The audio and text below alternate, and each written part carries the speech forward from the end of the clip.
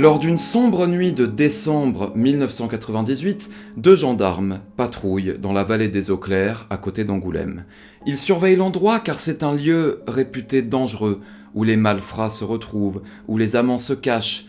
Il se passe souvent des choses étranges dans cette vallée, et alors que les gendarmes font leur travail, ils vont être témoins d'une scène qu'ils n'oublieront jamais. À 3 heures du matin, les deux hommes aperçoivent une voiture calcinée dont les flammes viennent à peine de se calmer.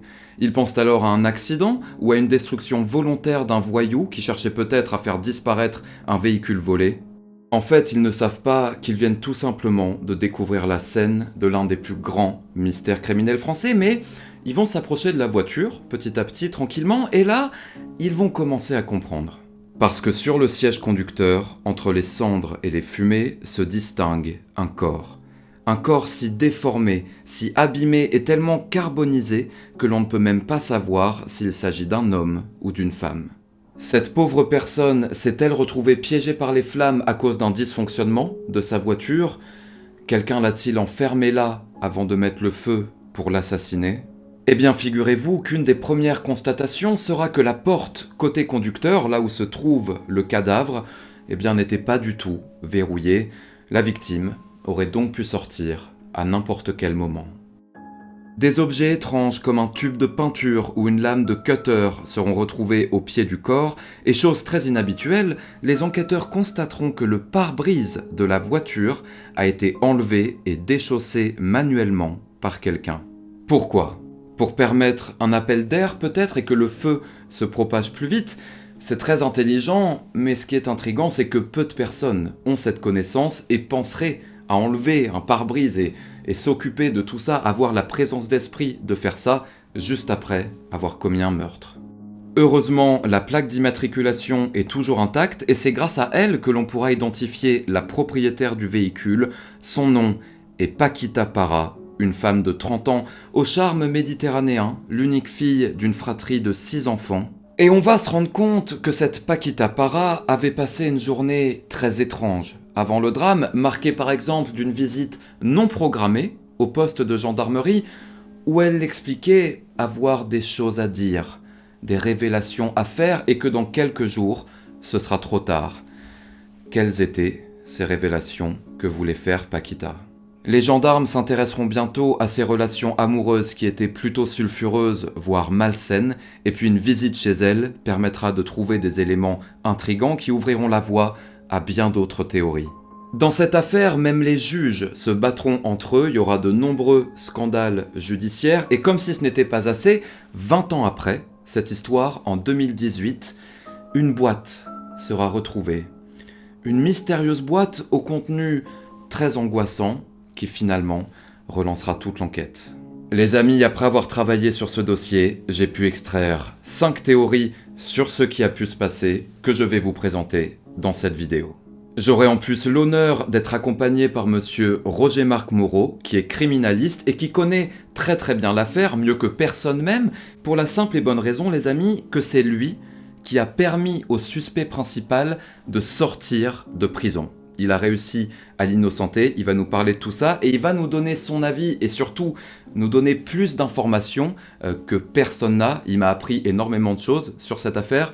Plus d'informations sur ce qui s'est passé, il va nous donner son avis qui, vous allez le voir, souvent entre en contradiction avec les gendarmes et avec la plupart des documentaires, des articles qu'on peut voir sur internet dans ce dossier. C'est la première fois que j'ai réussi à faire participer un acteur important d'une affaire dans une vidéo et sur la chaîne, donc je suis très content de pouvoir vous présenter ça et vous proposer un travail qui se veut le plus complet possible. Comme d'habitude, vous me direz dans les commentaires la théorie qui vous semble la plus plausible, celle que vous préférez, mais avant ça, pour que vous ayez tous les éléments, je vais vous donner les faits, les constatations sur la scène de crime, qui était réellement la victime et surtout cette mystérieuse journée qu'elle a passée qui était pour le moins différente des autres. Et comme d'habitude, je vous donnerai ma théorie préférée, mon avis sur ce qui a pu se passer après avoir passé des heures à étudier le dossier. J'en suis arrivé à une conclusion personnelle, je vous la donnerai en fin de vidéo. Membre du cercle noir, asseyez-vous confortablement. Petit café, petit sirop, petit jus de fruits, petit iced tea, petit whisky, je ne sais pas.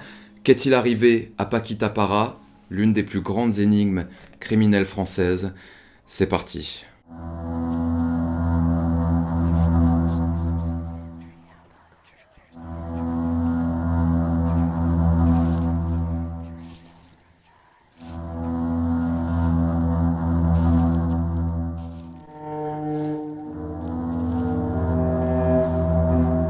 Alors, pour vous planter le décor, nous sommes le 4 décembre 1998 dans cette vallée des eaux claires. La voiture incendiée avec ce corps brûlé à l'intérieur se trouve sur un tout petit parking en contrebas d'une falaise. Il fait nuit noire, très froid. On est clairement dans une atmosphère de film d'horreur et c'est dans ce contexte que les experts arrivent aux alentours de 4 h du matin et commencent à travailler. Le but premier est de comprendre si nous avons affaire à un accident, à un assassinat, à un suicide ou autre chose peut-être. La voiture, bien que brûlée, est intacte, dans le sens où il n'y a pas de choc, ni de traces d'accident, il n'y a pas non plus d'impact de balles ou de douilles sur place, ce qui laisse penser que nous ne sommes pas sur les lieux d'une fusillade. Le véhicule est au point mort et ne présente aucune trace d'effraction. Si nous sommes sur une scène de meurtre, il devient de plus en plus probable que la victime connaissait son meurtrier. Les experts remarquent que le siège conducteur, celui sur lequel repose le cadavre, est reculé à fond. Or, même si le corps est abîmé, on peut d'ores et déjà voir qu'il n'est pas de très grande taille. Il y a donc ici une incohérence. Cette personne ne pouvait pas conduire dans ces conditions. Elle est trop petite, elle n'avait pas des bras de 3,50 m, donc peut-être a-t-elle reculé le siège pour faciliter une relation sexuelle avec quelqu'un. Peut-être que cet élément prouve que ce n'est pas elle qui a conduit son véhicule pour la dernière fois, et que c'est peut-être bien sûr le meurtrier.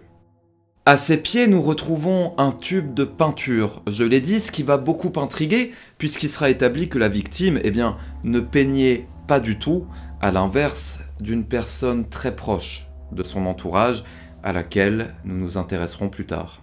En plus de ça, nous retrouvons une lame de cutter qui sera bientôt analysée, ainsi qu'une boîte d'allumettes et enfin des résidus de journaux et d'essence qui ont vraisemblablement servi à allumer le feu. Et en parlant de feu, il y a cet élément très bizarre, c'est ce pare-brise qui a été retiré manuellement de la voiture, et ça c'est très étrange puisque comme je l'ai mentionné, c'est une action qui permet un appel d'air et donc que le feu prenne plus vite. On imagine que dans un moment de stress où l'on vient de tuer quelqu'un, on ne sait pas quoi faire, on a peur que la police arrive, que quelqu'un passe, que quelqu'un nous voit. Notre première pensée, ce n'est pas de retirer le pare-brise en disant « Ah oui, le feu va prendre plus vite ». Or, le meurtrier, si compter qu'il y en ait un, parce qu'à ce stade, il y a toujours l'hypothèse du suicide qu'on verra après, le meurtrier avait peut-être prévu ça, ou au moins c'est quelqu'un de quasi professionnel, ce n'est pas Monsieur Tout-le-Monde. Cependant, Roger-Marc Moreau a un avis différent de celui des gendarmes et de celui que l'on voit dans la plupart des articles concernant ce pare-brise, ce qui va pouvoir nous ouvrir la voie dans la théorie du suicide que nous analyserons dans quelques minutes. Moi, quand j'ai préparé mon récit, j'ai vu que ce pare-brise avait été déchaussé par quelqu'un, peut-être par le meurtrier ou je ne sais qui, afin d'accélérer le feu, etc. Et quand je vous ai parlé, vous m'avez donné une toute autre théorie. Est-ce que vous pouvez nous la partager ? J'étais très surpris à l'étude du dossier par l'idée que le meurtrier ait pu vouloir, pour accélérer la combustion, enlever le pare-brise. Ça me paraissait assez absurde comme théorie, parce que il faut savoir que ce pare-brise était largement léché par les flammes, notamment, surtout du côté conducteur, et par conséquent, on peut imaginer qu'il était bouillant. Il était beaucoup plus simple simplement d'ouvrir une portière, ou le coffre, ou casser une vitre. Donc moi je ne vois pas, je ne comprenais pas. Alors j'ai notamment posé des questions au garagiste qui entretenait la voiture. Et je vais apprendre qu'à 2 ou 3 reprises, elle avait dû porter son véhicule automobile parce que le pare-brise posait problème. Il y avait de l'eau qui s'infiltrait à l'intérieur. Il avait été mal posé. Il avait tendance à se défaire. Et d'ailleurs, lorsque les gendarmes vont faire des constatations, ils vont constater qu'il y avait une espèce apparemment comme si un outil avait tordu un petit peu la carrosserie. pour démonter ce pare-brise. Ils vont penser que c'est le meurtrier qui l'a fait. Et dans les faits, le garagiste va nous dire c'est moi-même qui l'ai fait. Lorsque j'ai voulu l'enlever, parce qu'à 2 ou 3 reprises, il l'avait enlevé et remis, parce qu'il ne tenait pas, et par conséquent, on peut imaginer plutôt. La chose suivante, c'est que lorsque l'incendie a éclaté, le meurtrier n'a pas eu besoin d'enlever le pare-brise. Il a peut-être ouvert une portière. En revanche, les flammes ont brûlé les caoutchoucs qui maintenaient le pare-brise. Les pneus ont dû également éclater sous l'effet du feu, de la chaleur, et par conséquent, il y avait une petite pente. Le pare-brise s'est simplement détaché tout seul, a glissé sous le capot et est tombé devant le véhicule automobile. Ça me paraît beaucoup plus probable que la théorie selon laquelle le meurtrier a pris le temps de démonter ce pare-brise. Et puis rapidement, le jour se lève dans cette vallée des eaux claires. Les experts ont plus l'impression de participer à un Cluedo géant en mode difficulté maximale qu'à autre chose, parce qu'en fait, ils retrouvent que des éléments intrigants, mais rien de probant. Il n'y a pas de traces d'ADN, il n'y a pas de choses comme ça qui vont pouvoir rapidement nous mener vers telle ou telle thèse, voire même le meurtrier. Non, au final, il y a simplement des éléments mystérieux. Il compte maintenant sur l'autopsie de la victime pour apporter plus d'informations et surtout pour confirmer qu'il s'agisse bien de Paquita Parra, parce que certes elle est propriétaire du véhicule, mais celui-ci a très bien pu être volé ou que sais-je, et vu l'état du corps, on ne peut pas affirmer que c'est elle. Ils attendent donc les résultats de l'autopsie et pendant ce temps, les gendarmes se rendent dans la maison de Paquita Parra à une vingtaine de kilomètres d'ici, dans la ville de Villebois-la-Valette, en quête d'éléments pouvant expliquer ce qui s'est passé.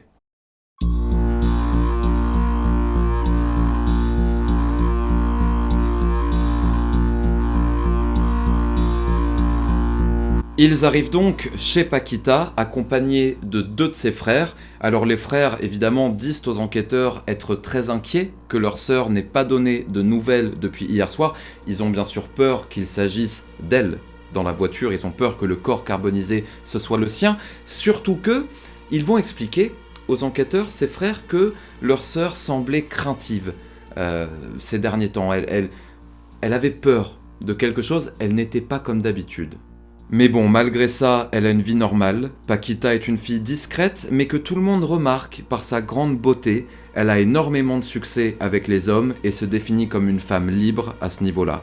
Elle travaille au service achat d'un grand supermarché, gagne assez bien sa vie, elle vient d'acheter cette maison, est très proche de sa famille, surtout de sa maman, qui était très contente d'accoucher de Paquita, étant donné qu'elle était sa seule fille, après au moins 5 garçons. A priori, tout va bien, à part peut-être un de ses ex-compagnons, dont ses frères ne vont pas dire que du bien. Un homme violent, de qui il se méfiait, et puis il y a aussi le compagnon actuel de Paquita, avec lequel ça se passait pas très bien, ce n'était pas le grand amour entre deux, c'est donc 2 personnes qui vont nous intéresser, son compagnon actuel et son ex-compagnon, qui auront le droit tous deux à leur théorie, on en parlera un petit peu après. Les gendarmes marchent donc à travers cette demeure qui est vide, bien rangée. Paquita ne semble pas avoir dormi là cette nuit. Ils mettent la main sur son passeport, ce qui leur permet d'apprendre qu'elle ne fait qu'1,57 m, ce qui confirme l'incohérence du siège reculé dans la voiture. Ils saisissent également des lettres intrigantes de son ex-petite amie, ainsi qu'un tableau peint par lui-même qu'il avait offert à Paquita pour ses 28 ans. Il retourne ce tableau, au dos est marquée une phrase, et je cite « Un poison pour un venin ». Étrange. Et puis de nombreux vêtements et bijoux de luxe ainsi que de récents tests du sida sont trouvés, ce qui va amener les enquêteurs à se poser beaucoup de questions. Après ça, les gendarmes invitent les frères de Paquita à regarder des photos de la scène de crime, voire même une vidéo, ce qui est assez horrible et ce qui va s'avérer traumatisant pour la famille. En fait, ils font ça parce qu'ils espèrent que les frères vont pouvoir confirmer qu'il s'agit bien de Paquita dans la voiture, mais il y a un corps carbonisé, on se dit peut-être que c'est sa sœur, enfin bref, ça s'avérera inutile et traumatisant. Inutile parce qu'au final, les résultats de l'autopsie tombent au même moment, et ils ont comparé la dentition du cadavre avec celui que possède le dentiste de Paquita. C'est indéniable, le corps carbonisé dans la voiture, eh bien, celui de Paquita Parra. Alors avant de vous présenter la première théorie et d'en discuter avec Roger Marc Moreau, pour que vous ayez tous les éléments, les amis, il faut que je vous raconte cette dernière journée de Paquita, le 3 décembre 1998, qui est extrêmement inhabituelle et inquiétante, vous allez le voir.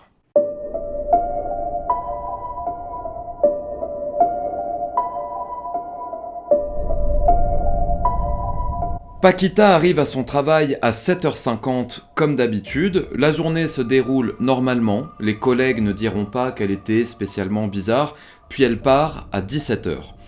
À 17h30, un voisin l'aperçoit devant chez elle, ce qui certifie qu'elle est rentrée chez elle, et ça c'est anormal, puisque habituellement, quasiment tous les jours, elle vient rendre visite à sa maman. Or, ce 3 décembre 1998, elle ne le fait pas.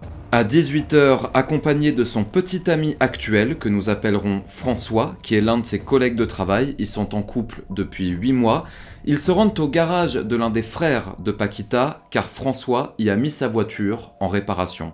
Et là, le frère de Paquita dira qu'elle ne semblait pas bien du tout, qu'elle avait même les larmes aux yeux, mais elle ne voulait pas dire pourquoi elle ne se sentait pas bien.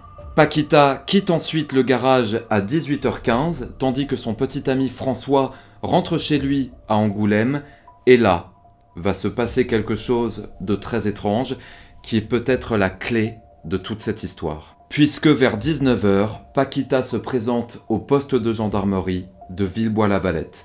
En fait, elle avait une convocation prévue pour le samedi 5 décembre à 10h30, au sujet de son sac à main qui avait été volé quelques mois plus tôt.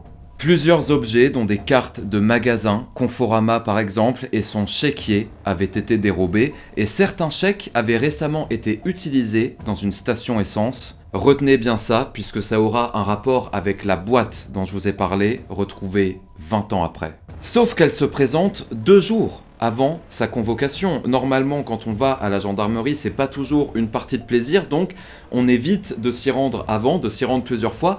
Paquita, ce jour-là, elle y va alors qu'elle n'est pas invitée, qu'elle n'a pas de rendez-vous.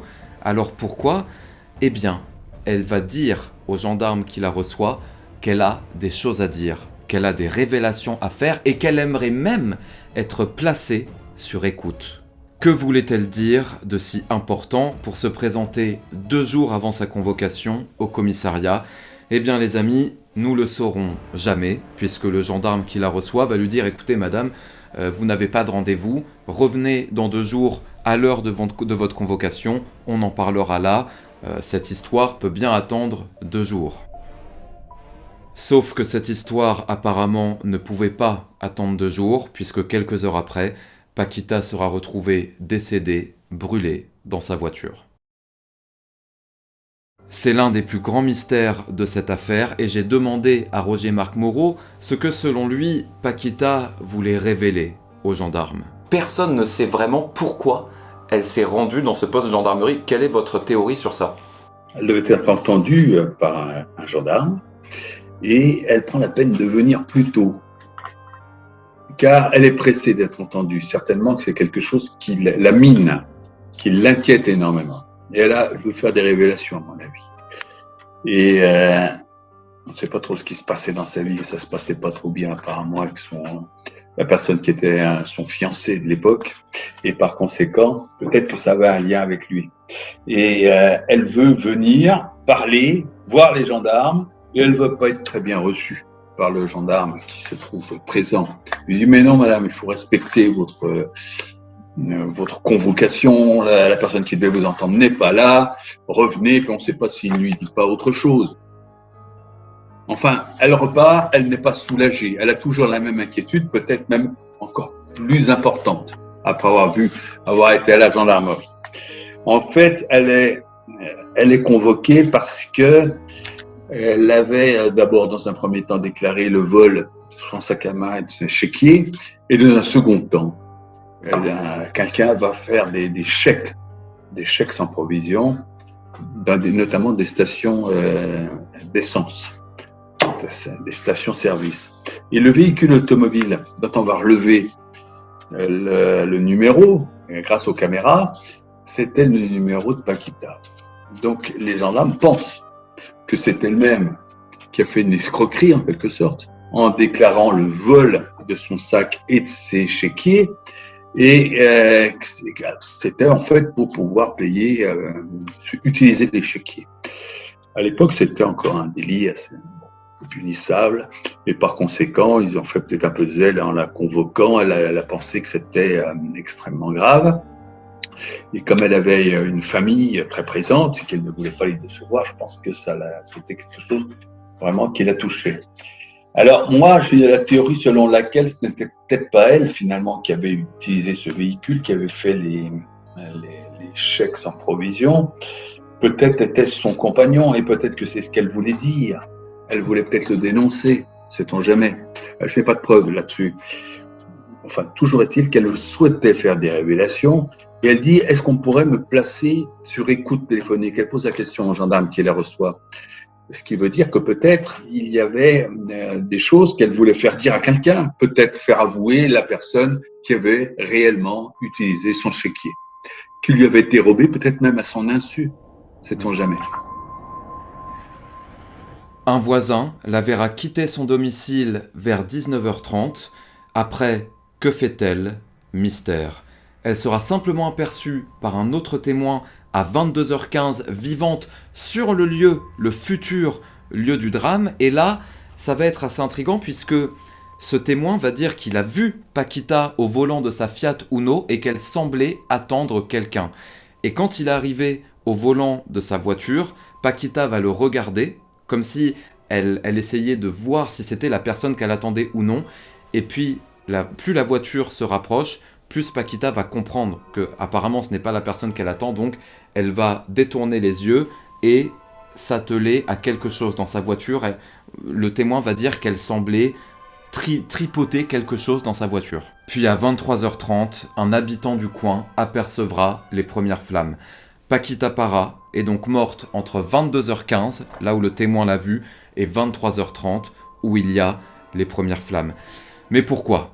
Par qui avait-elle rendez-vous? Sa mort a-t-elle un rapport avec le vol de son sac, sa vie amoureuse ou autre chose encore?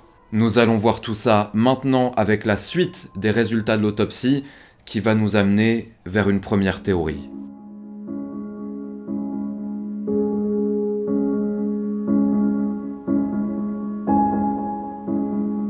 Parce que durant cette analyse du corps et plus particulièrement du foie, des traces d'antidépresseurs vont être trouvées.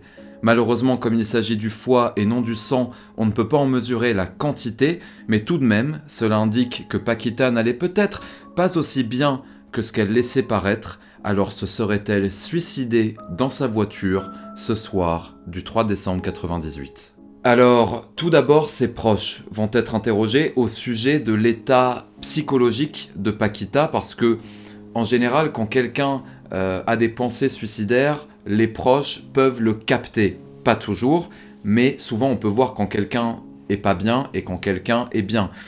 Et là, on va leur demander, et en effet, ils vont dire que Paquita, comme je vous l'ai déjà dit, allait moins bien. Ces derniers temps, elle était stressée, elle était pas aussi joyeuse qu'avant, mais ils vont tout de même dire qu'elle était très très loin d'un état suicidaire et que vraiment on ne peut pas imaginer une seule seconde, du moins eux, qu'elle se soit suicidée. Elle avait même confié à sa maman sa volonté d'avoir un enfant rapidement, de fonder une famille, et puis, un élément troublant, aucun antidépresseur n'a été trouvé à son domicile, aucune ordonnance non plus.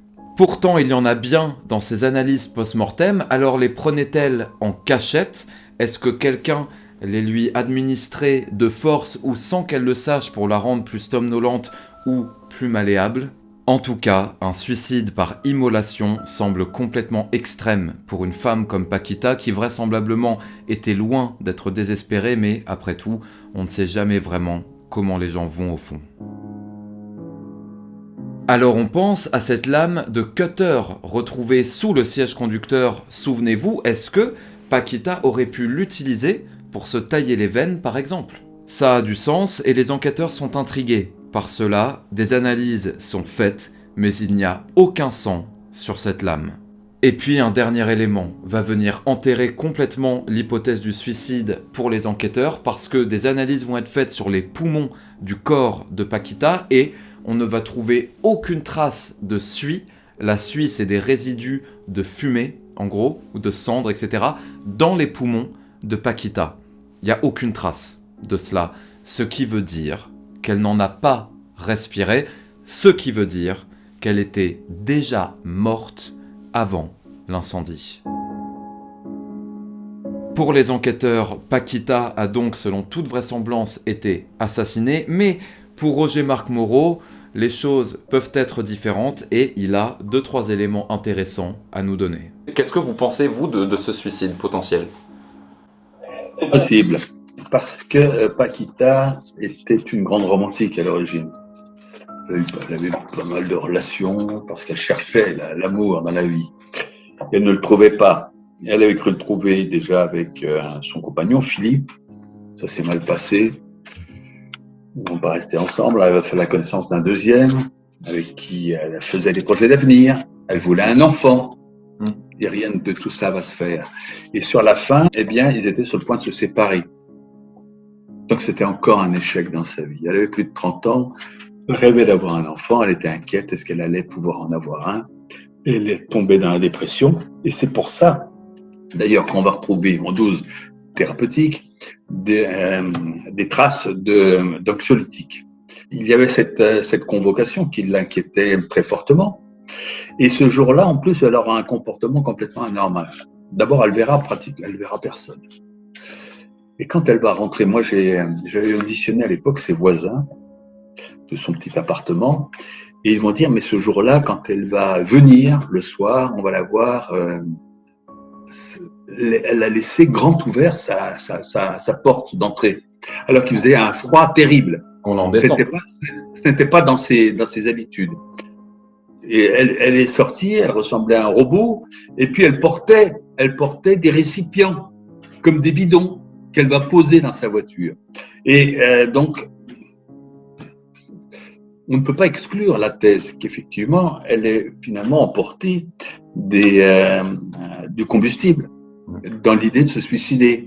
Peut-être qu'elle ne supportait plus cette situation et qu'elle va se rendre à ce moment-là dans ce lieu complètement désertique, un peu inquiétant, et puis moyen, les eaux claires. C'est un endroit charmant l'été, lorsqu'il y a un peu de monde, lorsqu'on va faire de l'escalade, mais dans cette saison-là, c'est tout à fait sinistre. Et c'est plutôt le rendez-vous des toxicomanes, de quelques prostituées, des choses comme celle-là, mais certainement pas pour aller y passer une soirée toute seule en plus. C'était quelqu'un de craintif, nous disent les gens de son entourage, et par conséquent, on ne l'imagine pas trop aller dans cet endroit toute seule. Et pourtant, elle y va bien seule. Et puis, vers 21h30, un véhicule automobile va la voir. Elle était assise côté conducteur. Ce témoin va également signaler qu'elle semblait être occupée à faire quelque chose au niveau de ses pieds. Au niveau de ses pieds, où on trouvera d'ailleurs des allumettes. Ouais. Il y avait des allumettes. Oui, on ne savait pas ce que ça fait là. Alors, c'est vrai que ça pourrait étayer l'hypothèse éventuelle d'un suicide. Et pourquoi elle n'avait pas peur? Parce que quand on va à la mort, on peut imaginer que à ce niveau-là, on n'a plus de peur du tout. Elle pouvait se rendre seule dans cet endroit sinistre. Ça, c'est la première chose. Mais le problème, c'est que les légistes ont toujours dit elle n'avait pas inspiré de fumée. Par conséquent, elle était décédée avant l'incendie. Et ça laissait penser que c'était bel et bien donc un meurtre ou un assassinat. Moi, j'avais constaté, j'avais appris, et d'ailleurs ça apparaît dans le dossier, que lorsque l'on va fouiller son appartement, il y avait des bougies partout, dans les placards, sous son lit, etc. Donc elle avait un petit côté ésotérique, elle devait apprécier cette ambiance de bougies. On peut imaginer que si elle avait décidé de se suicider, de s'ouvrir les veines ou autre chose, ou d'absorber peut-être des produits qu'on n'aura pas retrouvé forcément à l'autopsie parce que son corps était vraiment dans un état, était complètement carbonisé. Eh bien, on peut imaginer qu'elle aura peut-être allumé des bougies, déversé d'abord le liquide. Les bougies vont lui donner l'ambiance d'un petit peu qu'elle recherchait, et puis en se consumant, vont finir par allumer le feu. J'avais vu dans une autre affaire ce type de technique pour allumer un feu à un temps différé.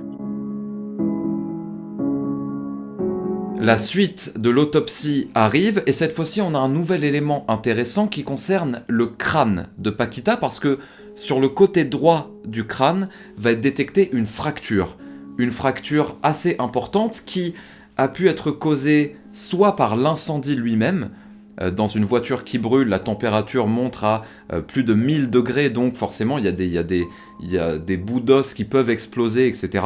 L'incendie a pu causer ça, mais cette blessure peut aussi provenir de l'impact d'un objet contendant.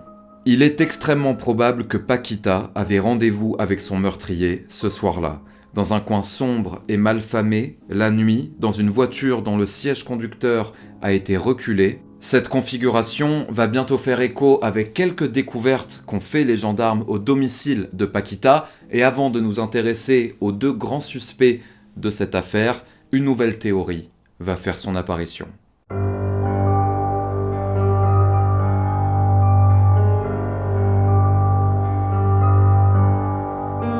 Et si Paquita se prostituait pour arrondir ses fins de mois et avait été tuée par un client ou par quelqu'un du milieu, alors bien sûr, c'est une hypothèse qui ne fait pas plaisir à la famille, mais les gendarmes se doivent d'exploiter toutes les pistes. Certains éléments découverts chez la jeune femme peuvent évoquer la pratique de cette activité.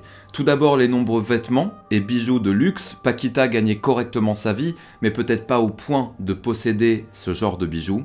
Et puis il y a aussi ces nombreux tests du sida retrouvés chez Paquita. Alors c'est important de faire ce genre de tests, tout le monde en fait tous les jours, mais là on en retrouve quand même pas mal qui, associés aux éléments que je viens de vous donner, peut laisser planer le doute. On sait qu'il y a de nombreux voyous dans ce milieu. Paquita aurait-elle menacé de dénoncer certaines personnes, ce pourquoi elle serait allée à la gendarmerie avant de mourir? Cela aurait-il un rapport avec le vol de son sac? Un client jaloux ou un amoureux déçu aurait-il commis l'irréparable? Une chose est sûre, les circonstances du meurtre témoignent d'un professionnalisme indéniable, peut-être pas à la portée d'un client de prostitution lambda qui vient se détendre le soir après son travail. Ça fait plus penser à quelque chose de professionnel, ce meurtre, pas quelque chose de spontané comme ça, d'un client de prostitution, mais à ce stade-là, tout est encore possible. Ce qui fait baisser le taux de probabilité de cette théorie, c'est quand même la famille de Paquita, ses proches qui vont être interrogés parce que absolument personne n'était au courant de cette supposée activité de prostitution. Ce n'est pas avéré aujourd'hui et on peut imaginer que tout de même, si jamais elle avait l'habitude de faire ça, il y aurait au moins un frère, sa mère, une amie, une connaissance, quelqu'un qui aurait remarqué ça, à qui elle en aurait peut-être un tout petit peu parlé, quelqu'un qui aurait des doutes, mais absolument personne. Alors soit ça n'existe pas, c'est un fantasme, Paquita ne se prostituait pas du tout, soit elle a extrêmement bien caché son jeu. Moi, je vais essayer de vérifier quand même les endroits qu'elle fréquentait, les gens qu'elle fréquentait, et personne ne va me confirmer qu'elle était amenée à se prostituer.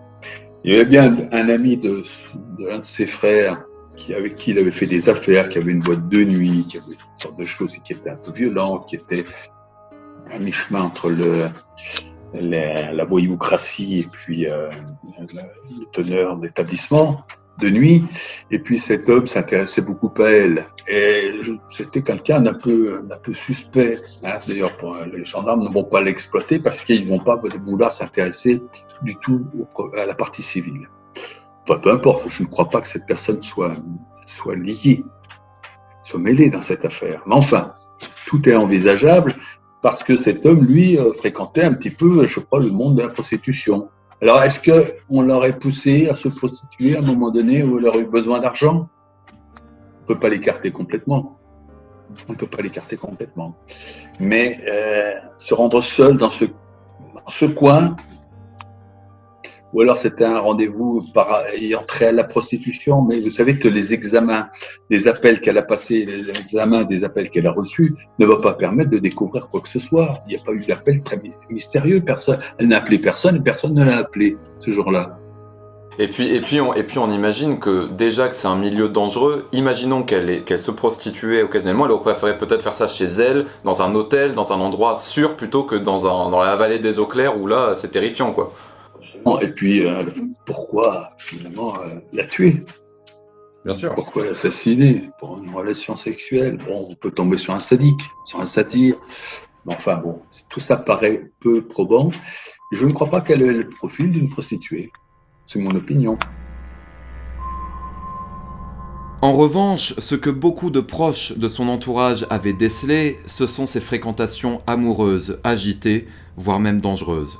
L'enquête permettra de révéler une sorte de triangle amoureux entre Paquita, son compagnon actuel, que nous avons appelé François, le collègue de travail, et puis son ancien petit ami avec lequel elle est restée tout de même 4 ans, entre 1994 et début 98, nous l'appellerons Philippe, et il se trouve que Philippe est peintre. Dans la vie de tous les jours, c'est son métier. Il est peintre, ce qui est assez étrange quand on se souvient des objets trouvés sur la scène de crime. Les enquêteurs vont alors se pencher sur le cas de ces 2 personnes qui vont s'avérer être assez suspectes.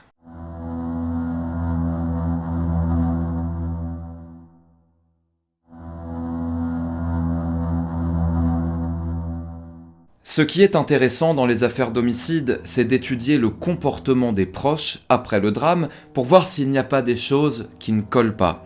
C'est ce que vont faire les enquêteurs pour François, l'actuel petit ami de la victime, qui sera placé sur écoute. Et là, ils vont se rendre compte que François, premièrement, n'a pas l'air bouleversé du tout par la mort de sa petite amie, et deuxièmement, va même l'insulter occasionnellement au téléphone avec sa mère. Par exemple, au détour d'une conversation, il va la traiter de salope. Les gendarmes qui écoutent cette conversation depuis leur bureau n'en reviennent pas. Ils trouvent ça étrange que le petit ami de Paquita, censé être attristé par sa mort, l'insulte de la sorte. C'est aussi un manque de respect envers sa mémoire. Et ils vont donc interroger les proches du couple pour connaître la nature de leur relation. Et ils vont découvrir que Paquita, en cachette, continuait de voir son ex-petit ami, Philippe, dans des hôtels, des restaurants, toutes sortes d'endroits comme ça, sans que François, son compagnon actuel, ne soit au courant. On peut donc imaginer que, c'est pour ça que François était énervé contre elle, l'insultait au téléphone. Sauf que, on peut imaginer que quand quelqu'un meurt, peu importe ce qui s'est passé, quand même, la tristesse prend le dessus. C'est pas le cas, apparemment, de François, qui lui en veut beaucoup, même après sa mort. Alors, tout simplement, l'aurait-il tué par jalousie? François est amené au poste de gendarmerie pour répondre à quelques questions. Il explique que le soir du meurtre, il était chez lui à Angoulême et regardait un match de foot. Les gendarmes vont lui demander de décrire ce qu'il s'est passé dans ce match, ce que va faire François à la virgule près. C'est une certitude, François a vu ce match de foot, mais il a très bien pu l'enregistrer et le regarder à un autre moment. C'est pas parce qu'il raconte le match, je vais vous raconter ce qui s'est passé dans le dernier Batman, ça veut pas dire que j'étais à la séance de 16h30 hier, j'ai très bien pu le voir après. Mais bon, apparemment, pour les gendarmes, cet alibi va suffire. François ne sera plus jamais inquiété dans cette affaire, ce qui, pour Roger-Marc Moreau, est une faute grave.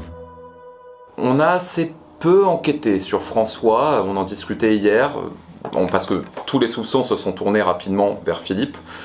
Qu'est-ce que vous pensez d'une potentielle culpabilité de François? C'est une liste importante qui n'a pas été exploitée correctement. Il faut dire que ce n'était pas celui qui était retenu non plus par les proches de Paquita. Et donc, les gendarmes n'ont pas été poussés à travailler sur cette piste. Et pourtant, elle était très, très intéressante puisqu'il n'y avait pas une grande entente sur les derniers temps entre Paquita et François. Et par conséquent, on sait qu'ils devaient se séparer. Il y avait cette problématique de sac à main qui a disparu, de chèques, de tentatives d'escroquerie. Moi, je pense qu'il est probable que ce ne soit pas Paquita elle-même qui en ait eu l'idée. Et par conséquent, tout ça aurait peut-être été intéressant d'exploiter plus en avant. D'autant plus qu'il n'a pas réellement d'alibi. Il a été fait un match de football, il joue au football et il serait rentré chez lui directement. Et puis là, il aurait regardé encore un match de football à la télévision. Un match, certes, il l'a vu, puisqu'il a pu le raconter aux gendarmes. Mais enfin, bon, il a pu le regarder de manière différée, il a pu l'enregistrer. Et c'est pas un alibi extrêmement probant. D'autant plus que lorsque je vais à l'époque faire l'enquête, je vais auditionner notamment la voisine la plus proche. Les cloisons sont très fines. Et la voisine entendait tout ce qui se disait chez lui, tout ce qui se passait, tous les bruits. Et notamment, elle entendait quand Paquita venait voir François. Et ça se passait pas très bien les derniers temps. Et notamment, elle l'entendait sangloter, pleurer. Et elle nous dit, mais ce soir-là, moi, je l'ai pas entendu, lui. Je l'ai pas entendu. Comme s'il n'avait pas été là. Alors, ça ne veut pas dire qu'il n'était pas là. Peut-être qu'elle l'a pas entendu, simplement, qu'il était bien là. Mais ce n'est pas certain. Il y a autre chose qui est quand même très inquiétant. Et ça, qui aurait dû quand même alerter les gendarmes, c'est que cet homme ne semblait pas avoir beaucoup de peine à la suite de la mort de Paquita, puisque dans les écoutes téléphoniques, on voit qu'il la traite comme une moins que rien. Et puis, sa mère va dans le même sens. Et à un moment donné, sa mère lui dit, lorsqu'il craignait des perquisitions, tu as bien songé à dissimuler ce que tu sais qui est en haut. Alors, qu'est-ce que c'était ? Eh bien, les gendarmes ne vont pas s'y intéresser. Qu'est-ce qui était dissimulé ? Qu'est-ce qu'il ne fallait pas que les gendarmes découvrent ? Eh bien, tout ça, pour moi, ça en fait un suspect quand même. Il avait peut-être un mobile, puisqu'elle a été voir les gendarmes. Elle a été voir les gendarmes avant même d'avoir la date de sa convocation. Peut-être qu'elle voulait faire des révélations. Et ces révélations, c'était peut-être de dénoncer un tiers. Et ce tiers, grosso modo, on ne voit pas qui ça pourrait être d'autre que son fiancé de l'époque. Et puis finalement, pour entraîner Paquita dans un tel lieu aussi désert, aussi inquiétant, qui d'autre que son propre fiancé aurait pu la convaincre de venir le rejoindre ? Les soupçons vont donc se tourner vers Philippe, l'ex-compagnon de Paquita, et là vous allez le voir, l'accusation sera un peu plus solide et un peu plus inquiétante.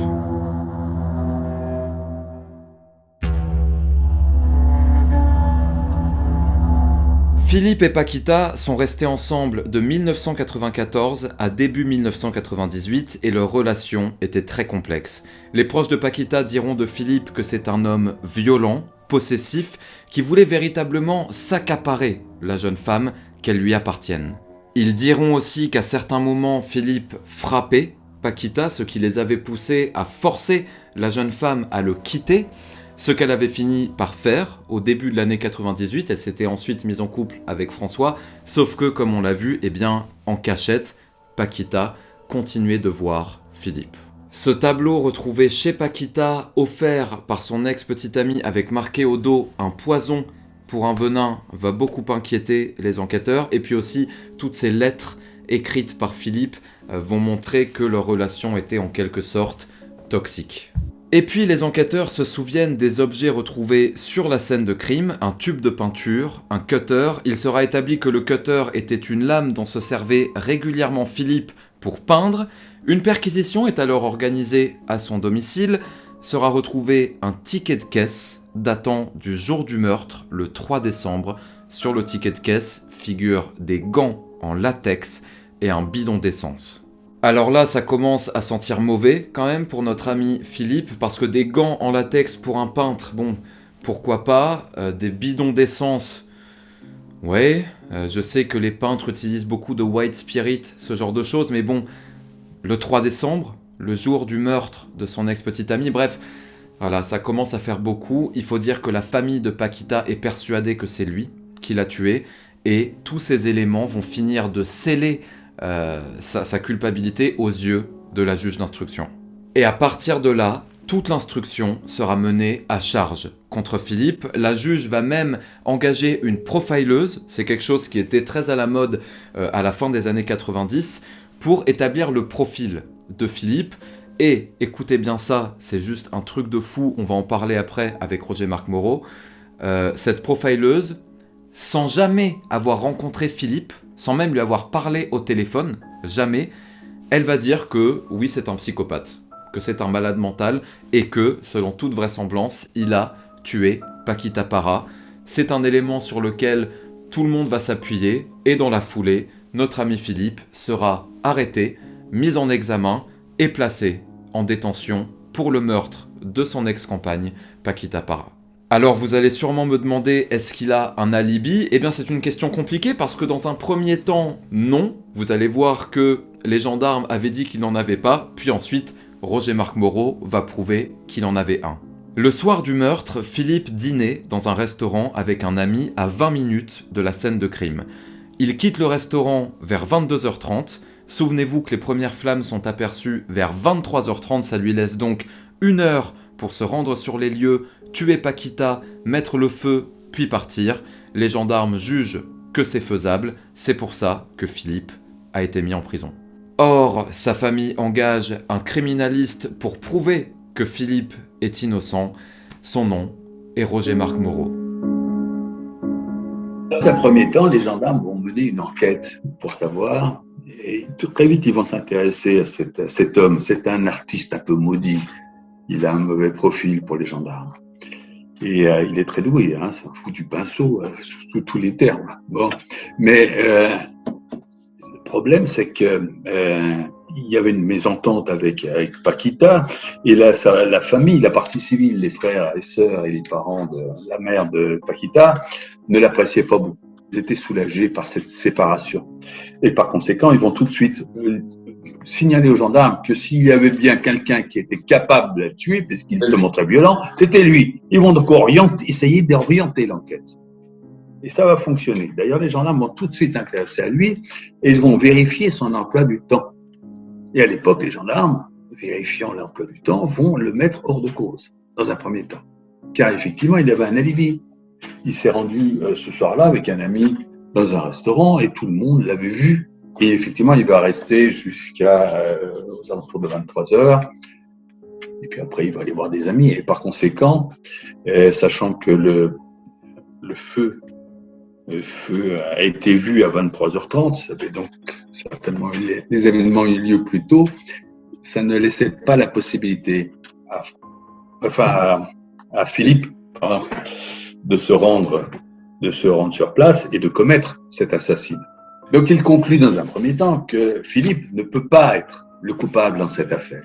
Il l'écarte de la liste des suspects, mais la famille revient un petit peu à la charge. La partie civile le soupçonne et ils vont finir par vraiment convaincre le directeur d'enquête de la gendarmerie d'Angoulême, de la brigade de recherche d'Angoulême. Et alors là, ils vont revenir à la charge et ils vont revoir tous les témoins. Ceux qui accordaient un alibi à Philippe dans ce restaurant, ce petit restaurant sympathique, la Bonne Franquette, ça s'appelait, où Philippe avait passé la soirée avec un ami. Et tout le monde l'avait vu. Et puis, ils vont trouver, parmi les nombreux clients de ce restaurant, un couple qui, lui, va dire, mais nous, quand on a quitté notre table, on est partis, ils étaient déjà partis, Philippe et son ami. On les avait vus arriver parce qu'ils étaient un peu typiques. Philippe avec ses cheveux longs. Et par conséquent, ils l'avaient vu, mais au moment où ils quittent le restaurant, ils disent, mais non, il était parti. Et c'était beaucoup plus tôt. C'est-à-dire que ça aurait laissé à ce moment-là le temps à Philippe de ramener son ami et puis d'aller commettre l'assassinat. Ils ont trouvé en quelque sorte une faille dans ces déclarations en disant, voilà, il est possible qu'il soit parti plus tôt que ce qu'il a bien voulu nous dire. Et ça, c'était réellement l'élément qui va le maintenir en prison pendant 11 mois, puisque plus personne ne l'écoute. Philippe, il a beau dire non, c'est pas possible, je suis bien resté dans ce restaurant. Et nous ne vont retenir que le témoignage de ce couple. Et ce couple, effectivement, a dit, quand on est passé devant cette table, on ne les a pas vus. Donc, probablement étaient-ils partis. Mais en fait, ils ne l'ont jamais réellement affirmé, ce sont les gendarmes qui en ont déduit qu'ils étaient partis. Et lorsque moi, je vais les auditionner, bien après, je vais les revoir et je vais leur dire, mais qu'est-ce qui vous fait dire que c'était parti? Parce que nous avons entendu, nous, tous les autres témoins, dont les patrons du restaurant, qui nous ont dit que non, il était resté quasiment jusqu'à la fermeture. Et d'ailleurs, en partant, ils vont même croiser 2 témoins qui vont le dire également. Je dis, alors, comment se fait-il que vous les ayez vus partir beaucoup plus tôt? Est-ce que vous êtes certain qu'ils étaient bel et bien partis? Et là, ils vont réfléchir, ce couple. Mais vous savez, ils l'avaient déjà répété depuis longtemps, puis ils savaient que leur témoignage avait été essentiel pour mettre en prison le meurtrier. Donc, ils étaient convaincus d'avoir raison. Ils étaient confortés par les gendarmes, qui étaient très heureux qu'ils aient fait ce témoignage. Ils étaient un petit peu tordus, en quelque sorte, influencés, en quelque sorte, par l'enquêteur, qui voulait absolument trouver le meurtrier. Et par conséquent, en réfléchissant bien, la femme dit, mais je me souviens quand même que quand on est passé devant cette table, effectivement, il n'y était pas, mais il y avait encore sur la table découvert, et puis il y avait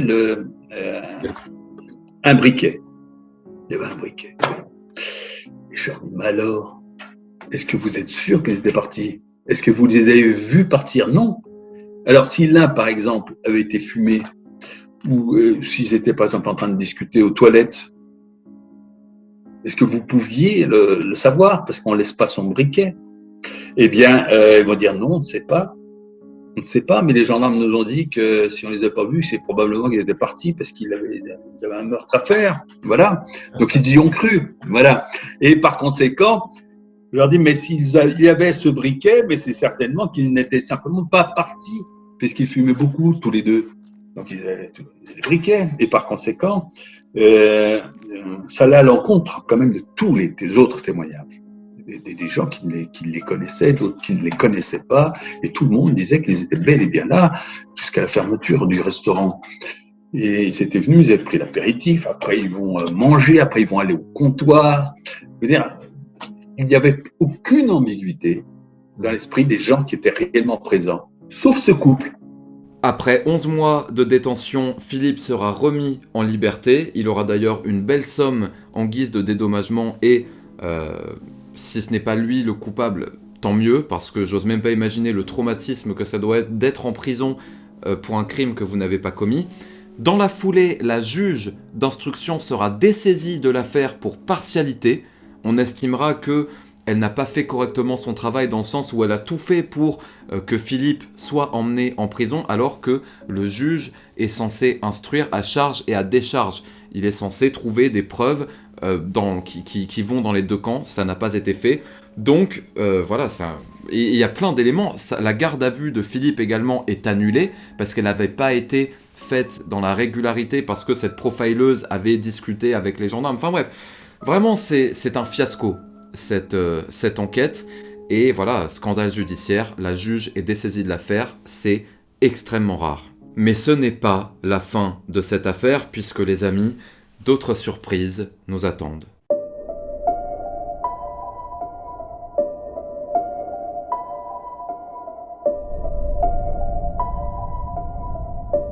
Alors il y aura toujours des doutes. Est-ce que Paquita s'est rendue aux eaux claires pour réfléchir, seule, au volant de sa voiture? Un fou aurait alors aperçu la belle jeune femme puis l'aurait assassinée après l'avoir violée, peut-être. Il aurait ensuite mis le feu pour masquer son crime. Est-ce que cette histoire de sac volé de Paquita, souvenez-vous, n'a pas un rapport avec un petit cercle de délinquants qui, par exemple, aurait donné rendez-vous à Paquita à cet endroit en lui disant qu'ils allaient lui rendre son sac? Finalement, ils sont arrivés, je sais pas, ils l'ont violé, ils l'ont tué, ça s'est mal passé, j'en sais rien. Tout est possible, et puis les années passent. 98, 99, 2000, 2001, 2002, 2003, il y a ce fiasco judiciaire avec la remise en liberté de Philippe, parce qu'à l'époque, tout le monde pensait que c'était lui, sauf sa famille, bien sûr, mais... et en fait, tout repart à zéro, si vous voulez. Les enquêteurs n'arrivent pas à avoir d'autres éléments, et cette affaire tombe dans l'oubli.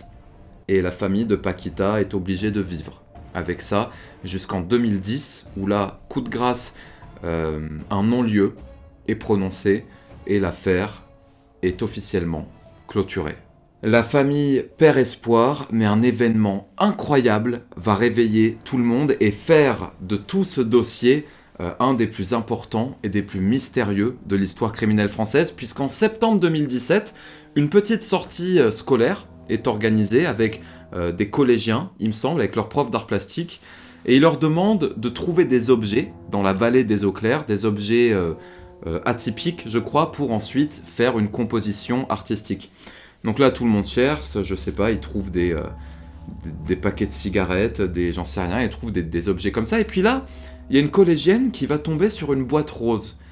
Elle ouvre cette boîte rose, elle voit un pull, elle voit des cartes, elle voit un chéquier, tous au nom de Paquita Parra. Le problème, c'est que cette collégienne ne connaît pas du tout l'affaire. Elle voit la boîte, elle la prend, elle va l'utiliser pour sa composition artistique, elle va la garder chez elle pendant 9 mois. Nous arrivons alors en 2018, 20 ans après le meurtre. Et puis un jour, cette collégienne va se dire « Tiens, mais c'est qui Paquita Parra ?» Donc elle va taper sur internet son nom. Et là, voilà, elle va se rendre compte que ce n'est pas une personne lambda. Elle va se rendre compte que c'est une des plus grosses affaires criminelles non élucidées. Elle se présente à la gendarmerie. Elle donne la boîte qui va être envoyée pour analyse. Grâce à ce nouvel élément, l'enquête est rouverte. Des gendarmes sont de nouveau affectés pour enquêter et trouver de nouvelles preuves. Et puis cette boîte, bien sûr, va être analysée. Et, tenez-vous bien, il va être prouvé que c'est impossible qu'elle ait passé 20 ans là. Parce qu'il n'y a pas de dégradation dessus, il n'y a pas de rouille, il n'y a pas de je ne sais quoi. Donc, vraisemblablement, quelqu'un l'a déposée récemment. Mais qui ? Il se trouve qu'une partie des objets dans la boîte sont bien ceux qui avaient été volés à Paquita Parra lors de l'été 1998, son chéquier, par exemple, toutes ces cartes, les cartes Conforama, etc. C'était ces objets-là qui lui avaient été volés il y a plus de 20 ans. Alors maintenant, qui a pu les déposer ? Est-ce que c'est le voleur qui finalement, après, il a vu que Paquita était décédée, donc il a voulu que ces objets soient retrouvés par sa famille, j'en sais rien. Est-ce que c'est le meurtrier lui-même, qui était déjà lié au vol de son sac, qui a voulu déposer ces objets parce que c'est un pervers qui veut qu'on parle de lui et qu'on se remette à le chercher, j'en sais rien, on peut tout imaginer. Est-ce que c'est finalement Paquita elle-même qui l'avait déposé il y a 20 ans ? L'analyse de la boîte à ce moment-là s'était peut-être trompée. Parce que Paquita, il y a une rumeur comme quoi c'était elle qui était à l'origine de ce vol, qu'elle avait en fait une arnaque à l'assurance, entre guillemets, ou du moins que son chéquier n'avait jamais été volé, qu'elle avait payé avec, qu'elle avait dit qu'il était volé pour pouvoir utiliser ses chèques gratuitement, si vous voulez. Donc bref, il y a beaucoup de théories sur ça, mais c'est un des éléments qui fait que cette affaire est extrêmement mystérieuse. On trouve une boîte à proximité de la scène de crime, dans un rayon de 2 km. Et dans cette boîte se trouvent beaucoup d'éléments appartenant à Paquita Parra. Apparemment, certains faisaient partie des objets qui lui avaient été volés ou qu'elle avait fait semblant de s'être fait voler, son sac à main, etc. Qui a déposé cette boîte, pensez-vous ? C'est la question qu'on peut se poser. Est-ce que c'est quelqu'un qui avait volé ces objets et puis qu'un jour on a voulu s'en débarrasser, ou un de ses proches? Est-ce que finalement c'est pas la personne qui avait réellement volé le sac à main et peut-être utilisé l'échiquier? Puis alors est-ce que cette personne est décédée puis qu'un proche a voulu s'en débarrasser en les mettant dans les bois pour que la famille retrouve ces quelques objets appartenant à leur sœur ou à leur fille? Peut-être un geste d'humanité qu'on a voulu faire, espérant que ce sera retrouvé. Enfin, ne voulant pas en tous les cas les conserver par devers elle. Donc je pense que c'est quelque chose comme ça. Je pense que c'est quelqu'un qui a voulu se débarrasser d'un objet compromettant. Imaginons que ces objets-là, qui lui avaient été volés à l'été 98, aient un rapport avec la personne qui l'a tué. Est-ce qu'on pourrait imaginer une espèce de psychologie perverse du meurtrier qui serait toujours en vie, qui voulant que l'on se remette à parler de lui, à le chercher, dépose cette boîte, etc. Est-ce qu'on peut imaginer un scénario comme ça, vous pensez ? C'est pas impossible. Peut-être même que c'est une technique qu'il avait aussi encore pour détourner les soupçons. Peut-être que c'est quelqu'un d'autre de son entourage qui va le découvrir et aller le déposer. Peut-être pour lui nuire. On ne sait pas. On ne sait pas si cette personne a refait sa vie ou non. On ne sait pas ce qu'il en est. Est-ce Est-ce que c'est des jeunes qui lui ont dérobé? Est-ce que c'est lors d'un cambriolage que quelqu'un l'aura pris puis il se sera dit oh, ça n'a pas de valeur et puis il l'aura balancé c'est le hasard, c'est quand même que ce soit retrouvé presque à l'endroit où la pauvre Paquita a été retrouvée décédée. Donc c'est vrai que c'était une incompréhension pour tout le monde en fait. Je vais maintenant vous donner mon avis sur ce qui a pu se passer, les amis, après avoir travaillé longuement sur ce dossier. En bonus, à la fin de la vidéo, je vous mettrai l'avis de Roger Marc Moreau, donc ça durera assez longtemps, hein. Cette vidéo, vous le remarquez, dure beaucoup plus longtemps que d'habitude. J'espère que vous appréciez quand même, malgré tout, que c'est pas trop long et que ça reste intéressant. Vous allez voir que je ne suis pas vraiment Roger Marc Moreau sur tout. Alors il m'a fait réfléchir beaucoup, mais il y a des éléments sur lesquels je ne le suis pas. Concernant le suicide, moi, j'exclus le suicide. Je ne pense pas que Paquita Parra s'est suicidée pour plusieurs raisons. En ce qui concerne le pare-brise, alors les gendarmes disent que quelqu'un l'a déchaussé manuellement. Monsieur Moreau nous pense, lui, que non, qu'il a explosé, enfin qu'il a été éjecté avec l'incendie. Moi, je pense que si jamais il avait été éjecté par l'incendie, ce pare-brise, il aurait explosé peut-être pas en 1000 morceaux, mais il aurait explosé et on l'aurait pas retrouvé quasiment intact, comme c'était le cas. Et puis après, tout simplement, il y a le fait qu'on ne trouve pas de traces de suie ou de traces de fumée dans les poumons de Paquita, ce qui montre qu'elle a été tuée, enfin qu'elle est morte avant l'incendie, ce qui vraisemblablement montre qu'elle a été assassinée. Alors oui, elle aurait très bien pu se tailler les veines et dans son dernier souffle allumer le feu et mourir après, mais bon, moi si vous voulez, je veux bien que les gendarmes de temps en temps soient incompétents et fassent des erreurs. Franchement là, pour un pays comme la France, c'est pas possible de faire autant d'erreurs, on dirait des gamins de 6 ans quoi. Si jamais le pare-brise c'est faux, si les traces de suie dans les poumons c'est faux, ça me semble fou. Je décide de faire confiance aux gendarmes et puis même, je fais confiance à ses proches aussi qui disaient qu'elle n'avait pas de tendance suicidaire actuellement. Je ne pense pas que Paquita s'est suicidée. Maintenant, en ce qui concerne Philippe, je fais confiance au travail de Roger Marc Moreau, complètement. Je lui ai parlé, je sais ce qu'il vaut dans le métier, je sais le professionnalisme avec lequel il travaille, je le crois. Je crois en cet alibi. Philippe était d'abord au restaurant, ensuite il était avec des amis, bref, il n'a pas pu se trouver là-bas. En ce qui concerne François, l'actuel compagnon de Paquita, alors oui, c'est très intriguant, en effet, mais imaginons qu'il l'ait tué, est-ce qu'il prendrait ses aises au téléphone après, au point de dire oui, cette salope, etc. C'est quand même hyper suspect. Et ça paraît complètement incohérent. Si jamais il l'avait tué, je pense qu'il aurait plus intérêt à jouer le petit ami éploré et triste, si vous voulez. Maintenant, les thèses que je retiens, c'est les thèses qui sont extérieures au cercle des proches. Je pense que Paquita a été assassinée, et je pense qu'elle a été assassinée par quelqu'un qui ne figure pas forcément sur le dossier. Je pense que ça a soit un lien avec la prostitution, avec le vol de son sac. On voit que le vol de son sac, c'est un élément important puisque cette boîte mystérieuse ressurgit 20 ans après. Prostitution, vol de son sac ou autre chose. Roger Marc Moreau nous a parlé, je ne sais pas si je vais vous le mettre dans l'extrait parce que notre interview dure 48 minutes donc je ne pourrai pas tout vous mettre, mais il a dit que Paquita fréquentait quelqu'un qui travaillait dans les boîtes de nuit un peu étranges, avec des connaissances un peu bizarres. Je n'exclus pas le fait que, si vous voulez, Paquita est traînée dans des histoires étranges, que ce soit la prostitution ou le grand banditisme, voire plutôt le petit banditisme, lié au vol de son sac et peut-être à d'autres choses. Je pense que c'est en ces circonstances-là qu'elle aurait pu être tuée. Je pense qu'elle avait rendez-vous, en effet, ce soir-là. Je pense qu'elle avait rendez-vous soit avec un client lié à la prostitution, avec quelqu'un du milieu de la prostitution ou un petit délinquant lié au vol de son sac ou peut-être même à autre chose. Je vous rappelle qu'on a retrouvé beaucoup de bijoux chez elle aussi. Je pense que ce rendez-vous a mal tourné pour X ou Y raison.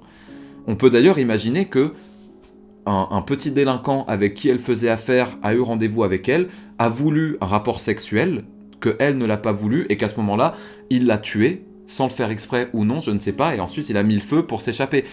J'imagine plus un scénario comme ça. Mais là, j'avoue que je vous dis ça comme ça parce que je vous donne mon avis, mais en fait, je pense que j'ai jamais été aussi indécis.